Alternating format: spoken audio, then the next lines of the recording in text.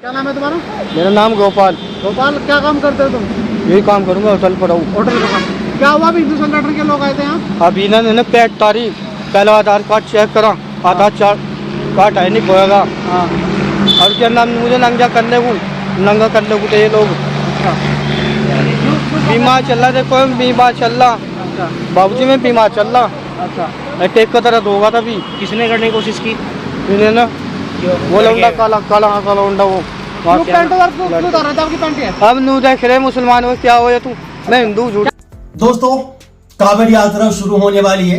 10-11 तारीख से लगभग कांवड़ यात्रा शुरू होगी। उससे पहले पूरे भारत देश में नफरत परोसी जा रही है। हिंदू मुसलमान के नाम पर दुकानों के अंदर चेकिंग की जा रही है, होटलों पर चेकिंग की जा रही है। मुसलमानों को ढूंढ ढूंढ कर उनकी दुकानों से बाहर भगाया जा रहा है। अगर कोई मुसलमान वेटर का काम किसी हिंदू की दुकान पर भी कर रहा है, उस मुसलमान को भी वहां से ढूंढ कर बाहर भगाया जा रहा है। और ये काम कोई प्रशासन नहीं कर रही है, ये काम भाड़े के टट्टू कर रहे हैं, ये काम अंधभक्त कर रहे हैं, ये काम वो नफरती चिंटू कर रहे हैं जो घर से सुबह नफरत फैलाने निकलते हैं बस। और आज की दूसरी बड़ी खबर यह है कि खामनेई राष्ट्रपति फ्रॉम ईरान, उन्होंने अमेरिका के राष्ट्रपति डोनाल्ड ट्रंप और इजराइल के राष्ट्रपति बेंजामिन नेतन्याहू को खुली धमकी दी है। उनके खिलाफ फतवा जारी कर दिया है कि पूरी दुनिया के मुसलमानों को इनसे बायकॉट करना है, पूरी दुनिया के मुसलमानों को इनसे कोई ताल्लुक नहीं रखना है। बाकी इन दो बड़ी खबरों पर बात करेंगे। पहले मैं आप लोगों को बता दूं कांवड़ यात्रा को लेकर देश में कैसा हाल है। कांवड़ यात्रा के शुरू होने से पहले देश में किस तरह का नंगा नाच हो रहा है। आपने स्टार्टिंग में जो वीडियो देखा था, वहां पर एक होटल पर काम करने वाले 2 व्यक्ति हैं, उनको मारा जाता है, उनसे उनका नाम पूछा जाता है और उन्हें धमकाया जाता है। उनसे जबरदस्ती पूछा जाता है कि तुम मुसलमान हो, तुम एक्सेप्ट करो तुम मुसलमान हो। ये लोग उनकी जबानी नहीं मानते, उनके कहने से नहीं मानते, इन्हें विश्वास नहीं आता है। क्योंकि अंधभक्त जो होता है, जो गोबर भक्त होता है, जो गंदी मानसिकता उसके अंदर होती है, वो सामने वाले के अंदर भी सोचता है कि ऐसी गंदी मानसिकता का ये भी होगा। वो बंदा चिल्ला चिल्ला कर बता रहा है कि नहीं भाई साहब मैं हिंदू हूं। उसके बाद उसका आधार कार्ड चेक किया जाता है, उसका आईडी कार्ड चेक किया जाता है। उसके बाद भी ये लोग संतुष्ट नहीं होते हैं, उसका पैंट खोलकर उसे नंगा करने की कोशिश की जाती है। ये आप स्क्रीन पर देख रहे हैं। पंडित जी ढाबे पर स्कैनर में मुस्लिम नाम कर्मचारी को पहचान के लिए नंगा करने की कोशिश की गई और इस बात पर फिर हंगामा हुआ, पूरे ढाबे पर हंगामा हुआ। आगामी 11 जुलाई से सावन मास कांवड़ यात्रा शुरू हो जाएगा।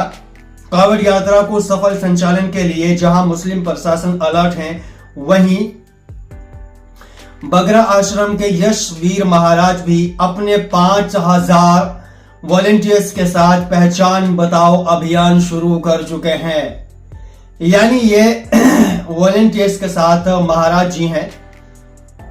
बगरा आश्रम यशवीर महाराज 5000 लोगों के साथ निकले हैं और रास्ते में जितनी भी दुकानें पड़ती हैं, मुसलमानों की अगर वो दुकानें हैं तो उन्हें ओपनली सील किया जा रहा है, बंद किया जा रहा है। खाने पीने की कोई मुसलमानों की दुकान उस रास्ते पर नहीं खुलेंगी।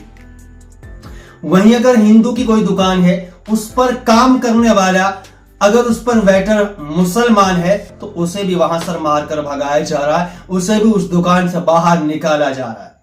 ये नफरत परोसी जा रही है, पूरे देश में नंगा नाच हो रहा है। और ये जो दुश्मन घूम रहे हैं, ये अंधभक्त जो घूम रहे हैं, सब कुछ प्रशासन के सामने हो रहा है।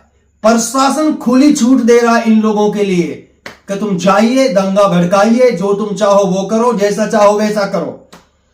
उत्तर प्रदेश योगी आदित्यनाथ के राज्य में ये हो रहा है। योगी के नाक के नीचे ये नंगा नाच हो रहा है।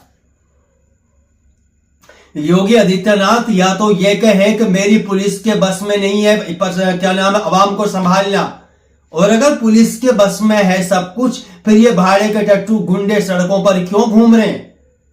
उसके बाद दूसरी तरफ योगी आदित्यनाथ ये दावा करते हैं कि हमने उत्तर प्रदेश से गुंडा राज खत्म कर दिया है, हमने माफियाओं को यहां से खत्म कर दिया है। वहीं योगी के शरण में रहकर ये लोग जो है गुंडागर्दी कर रहे हैं। ओपनली मुसलमानों के खिलाफ ये लोग अभियान चला रहे हैं। दोस्तों, आप लोग इन लोगों की मानसिकता के साथ क्या लगता है आपको? आप अपनी राय जरूर शेयर करके बता सकते हैं। ये दीप पांडे ने डाला है, यूपी में कांवड़ यात्रा से पहले मुजफ्फरनगर के ढाबे पर हिंदू संगठनों का हंगामा सामने आया। संगठन के सदस्यों का आरोप है कि पंडित जी ढाबे का बार कोड स्कैन करने पर मुस्लिम नाम सामने आया। ढाबा कर्मचारियों का आरोप है कि कार्यकर्ताओं ने पहचान के लिए कर्मचारी को नंगा करने की भी कोशिश की है। ये सर्वे करने वाले जो 5000 लोग हैं, आश्रम के वीर राजा के साथ जो ये लोग हैं, इन्होंने वहां पर स्कैनर को भी स्कैन करके देखा है, वहां पर मुसलमान नाम आ रहा है। उसके बाद इन लोगों को शक हुआ, फिर उसके बाद उसकी आईडी चेक की जा रही है। आईडी जब उन्होंने नहीं दिखाई तो फिर उसको नंगा भी करने की कोशिश की गई। ये पूरा देश में नंगापन चल रहा है और ओपनली मुसलमान और हिंदू के नाम पर नफरत फैलाई जा रही है। यार भाई साहब, मेरी एक बात समझ में नहीं आती, आप लोग अपने ईमान बचाने के लिए दूसरे लोगों को, धर्म के लोगों को परेशान करते हो। क्या आपका ईमान ये सिखाता है, आपका धर्म ये सिखाता है कि आप अपने धर्म को स्वस्थ करने, क्या नाम है, सेफ करने के लिए दूसरे धर्म के लोगों को मारते हो, पीटते हो, उन्हें परेशान करते हो, उनकी रोजी रोटी छीन लेते हो? मुझे तो समझ में आता नहीं है कि कोई धर्म इस तरह की बातें सिखाता होगा। जब तक मुसलमान का एंगल नहीं आ जाएगा तब तक इनका धर्म का कोई काम कंप्लीट होता ही नहीं है। होली पर देख लो, हम जबरदस्ती रंग डालेंगे, मुसलमानों को ऊपर डालेंगे। जब तक मुसलमानों को ऊपर रंग नहीं डालेंगे हमारी होली कंप्लीट नहीं होगी। जब तक हम होली में मांस नहीं खाएंगे होली कंप्लीट नहीं होगी। अब सावन की यात्रा में, कांवड़ की यात्रा में मांस और मीट मछली की दुकानों से इन्हें दिक्कत हो रही है। होली पे किसी ने नहीं कहा दिक्कत हो रही है। 1-2 किलोमीटर दूर तक लंबी लंबी लाइनें लगाई थी, वहां पर किसी ने कुछ नहीं कहा था। और जब बकरीद की नमाज होती है तो 10 मिनट की नमाज के लिए योगी का बयान आता है कि वहां पर जाम लग जाता है, आने वाले लोगों को परेशानी होती है। अब परेशानी किसी को नहीं होगी, पूरा देश वहां पर, वहां से यहां तक सब पूरे देश में लोग आएंगे जाएंगे, सड़कों को बिजी रखेंगे और सड़कों पर भीड़ होगी। बहुत सी जगह तो ऐसे वीडियो भी सामने आएगी जहां पर ये दंगा भी करते हैं। बहरहाल, एक तरफा कार्रवाई हो रही है, एक तरफा इसे लेकर इंक्वायरी हो रही है। शासन तो शासन, प्रशासन भी इसी के खिलाफ चल रहा है। बाकी दूसरी बड़ी खबर हमारी है, ईरान के प्रधानमंत्री खामनेई का बयान आया है। दुश्मन ट्रंप और नेतन्याहू के खिलाफ फतवा जारी, मुसलमानों से क्या बोले ईरान के धर्मगुरु। ईरान के शीर्ष शिया धर्मगुरु ने अमेरिकी राष्ट्रपति डोनाल्ड ट्रंप और इजराइल के प्रधानमंत्री बेंजामिन नेतन्याहू के खिलाफ फतवा जारी किया है। उन्होंने उसमें दुनिया भर के मुसलमानों से एकजुट होने की अपील की है। डेफिनेटली मैं भी ये अपील करता हूं कि पूरे देश, पूरी दुनिया के जो मुसलमान हैं, जो 57 कंट्री हैं, वो डरपोकपना थोड़ा निकाल दो यार। थोड़ा एकता दिखाओ, थोड़ी मजबूती दिखाओ। जो खामनेई साहब कह रहे हैं उस पर थोड़ा सा अमल करके दिखाओ, थोड़ा मुसलमान होने का सबूत तो दे दो। 12 दिनों तक चलते ईरान और इजराइल के बीच जंग के बाद ट्रंप ने 24 जून को संघर्ष विराम का ऐलान कर दिया। मीडिया रिपोर्ट्स के अनुसार आयतुल्लाह नसीर मकरम सिराजी ने फतवा जारी किया है जिसमें ट्रंप और नेतन्याहू को दुश्मन बताया है। उन्होंने लिखा, यह साफ है कि इस्लामिक व्यवस्था की किसी भी व्यक्ति और खास तौर से सुप्रीम लीडर को जान से मारने की धमकी देना मना है और धार्मिक रूप से निष्पैध है। उन्होंने कहा, उनका बचाव करना और ऐसी धमकियां देने वाले आरोपियों को जवाब देना जरूरी है। साथ ही पवित्रता का उल्लंघन करना सबसे बड़े पापों में से एक है। ये जो फतवा दिया है आयतुल्लाह नसीर मकरम शिराजी ने, इनका कहना है कि किसी भी मुसलमान के खिलाफ मारने की और उसके खिलाफ कोई भी साजिश रचना ये बिल्कुल हराम है, इसकी इजाजत नहीं है। और यहां पर तो डोनाल्ड ट्रंप की तरफ से और बेंजामिन नेतन्याहू की तरफ से आयतुल्लाह खामनेई को मारने की धमकी दी गई थी। तो इन दोनों का जो है बायकॉट किया जाए और इनसे अपने रिश्ते नाते तोड़े जाए।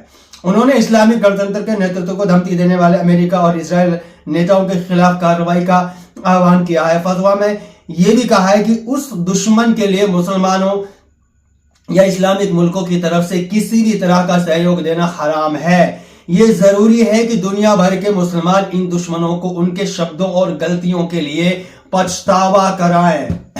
यानी ये जो खुले दुश्मन है, खामनेई के बारे में मानने की बातें कर रहे हैं, तो ये खुले दुश्मन है। इन खुले दुश्मनों का साथ देने वाला कोई भी मुसलमान अगर इनका साथ देगा तो वो हराम है।